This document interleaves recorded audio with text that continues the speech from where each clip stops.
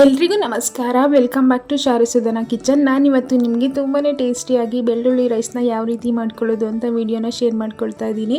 ತುಂಬಾ tasty recipe, ಒಂದ್ಸಲ try ಮಾಡಿ. ಮೊದಲಿಗೆ ಒಲೆ ಮೇಲೆ ಒಂದು ಪಾತ್ರೆನ ಇಟ್ಕೊಂಡು 2 ಟೇಬಲ್ ಸ್ಪೂನಷ್ಟು ಅನ್ನ ಸೇರಿಸ್ಕೊಂಡಿದ್ದೀನಿ. ಆಯಿಲ್ ಬಿಸಿಯಾಗಿದ್ದಾದಮೇಲೆ ಸ್ವಲ್ಪ ಸಾಸಿವೆ, ಹಾಗೆ ಒಂದು ಅರ್ಧ ಟೇಬಲ್ ಸ್ಪೂನಷ್ಟು ಕಡಲೆಬೇಳೆ, ಹಾಗೆ ಒಂದು ಅರ್ಧ ಟೇಬಲ್ ಸ್ಪೂನಷ್ಟು ಉದ್ದಿನಬೇಳೆ, ಹಾಗೆ 2 ಟೇಬಲ್ ಸ್ಪೂನಷ್ಟು ಕಡಲೆ ಬೀಜನ ಸೇರಿಸ್ಕೊಂಡಿದ್ದೀನಿ. ಇದೆಲ್ಲ ಫ್ರೈ ಮಾಡ್ಕೊಳ್ಳೋಣ. ಇದೆಲ್ಲ ಫ್ರೈ ಆಗಿದ್ದಾದಮೇಲೆ ನಾನಿವಾಗ ಇದಕ್ಕೆ ಖಾರಕ್ಕೆ 2 ಗುಂಟೂರು ಮೆಣಸಿನ್ಕಾಯಿನ ಸೇರಿಸ್ಕೊಳ್ತಾ ಇದ್ದೀನಿ. ಹಾಗೆ 1 ಗಡ್ಡೆಯಷ್ಟು ಬೆಳ್ಳುಳ್ಳಿನ ಸಿಪ್ಪೆ ತೆಗೆದು ಕ್ರಷ್ ಮಾಡಿ ಸೇರಿಸ್ಕೊಳ್ತಾ ಇದ್ದೀನಿ. ಬೆಳ್ಳುಳ್ಳಿ ಜಾಸ್ತಿ ಹಾಕೋದ್ರಿಂದ ಈ ರೈಸ್ ಟೇಸ್ಟು ತುಂಬಾ ಚೆನ್ನಾಗಿರುತ್ತೆ. ಹಾಗೆ ಸ್ವಲ್ಪ ಕರಿಬೇವಿನ ಸೊಪ್ಪನ್ನು ಕೂಡ ಸೇರಿಸ್ಕೊಂಡು ಇದೆಲ್ಲನೂ ಚೆನ್ನಾಗಿ ಫ್ರೈ ಮಾಡ್ಕೊಳ್ಳೋಣ.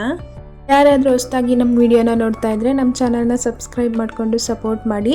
ಇದೆಲ್ಲ ಫ್ರೈ ಆಗಿದ್ದಾದಮೇಲೆ 1 ಚಿಟಿಕೆಯಷ್ಟು ಅರಿಶಿಣ ಪುಡಿನ ಕೂಡ ಸೇರಿಸ್ಕೊಂಡು ಚೆನ್ನಾಗಿ ಮಿಕ್ಸ್ ಮಾಡಿಕೊಂಡು 1 ನಿಂಬೆಹಣ್ಣು ಗಾತ್ರದಷ್ಟು ಹುಣಸೆ ಹಣ್ಣನ್ನು ನೀರಲ್ಲಿ ನೆನೆಸಿಟ್ಕೊಂಡು ಅದರ ರಸನ ತೆಗೆದು ಸೇರಿಸ್ಕೊಳ್ತಾ ಇದ್ದೀನಿ. ಈ ಹುಣಸೆ ಹಣ್ಣಲ್ಲಿರೋ ವಾಟರ್ ಅಂಶ ಎಲ್ಲ ಕಂಪ್ಲೀಟಾಗಿ ಡ್ರೈ ಆಗೋವರೆಗೂ ಚೆನ್ನಾಗಿ ಕುಕ್ ಮಾಡ್ಕೊಳ್ಬೇಕಾಗುತ್ತೆ. ನೀವು ಬೇಕಿದ್ರೆ ಈ ಗೊಜ್ಜನ್ನ ರೆಡಿ ಮಾಡಿ ಇಟ್ಕೊಳ್ಬೋದು. ವಾರಗಟ್ಟಲೆ ತುಂಬಾ ಚೆನ್ನಾಗಿರುತ್ತೆ, ಹಾಳಾಗೋದಿಲ್ಲ. ಹಾಗೆ ಇದಕ್ಕೆ ರುಚಿಗೆ ತಕ್ಕಷ್ಟು ಉಪ್ಪನ್ನು ಕೂಡ ಸೇರಿಸಿ ಇದನ್ನು ಚೆನ್ನಾಗಿ ಕುದಿಸ್ಕೊಳ್ಳೋಣ.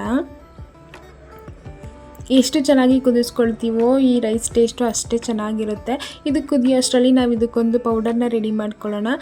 ನಾನಿಲ್ಲಿ 1 ಟೀ ಸ್ಪೂನಷ್ಟು ಸಾಸಿವೆ, ಹಾಗೆ 1 ಟೀ ಸ್ಪೂನಷ್ಟು ಜೀರಿಗೆನ ಚೆನ್ನಾಗಿ ಹುರ್ಕೊಳ್ತಾ ಇದ್ದೀನಿ. ಇದೆರಡೂ ಚೆನ್ನಾಗಿ ಹುರ್ಕೊಂಡು ಸ್ವಲ್ಪ ತರಿಯಾಗಿ ಪೌಡರ್ ಮಾಡ್ಕೊಳ್ಳೋಣ.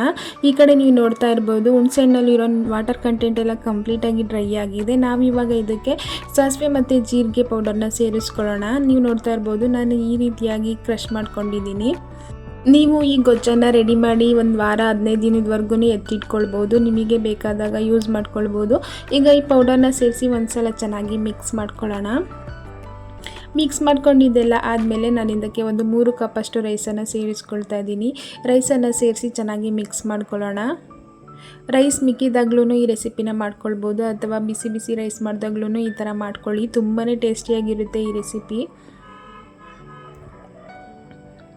ಚೆನ್ನಾಗಿ ಮಿಕ್ಸ್ ಮಾಡಿಕೊಂಡು ಸ್ವಲ್ಪ ಕೊತ್ತಂಬರಿ ಸೊಪ್ಪಿದ್ರೆ ಕೊನೆಯಲ್ಲಿ ಸೇರಿಸ್ಕೊಂಡು ಸಹ ಒಂದ್ಸಲ ಮಿಕ್ಸ್ ಮಾಡ್ಕೊಳ್ಳಿ.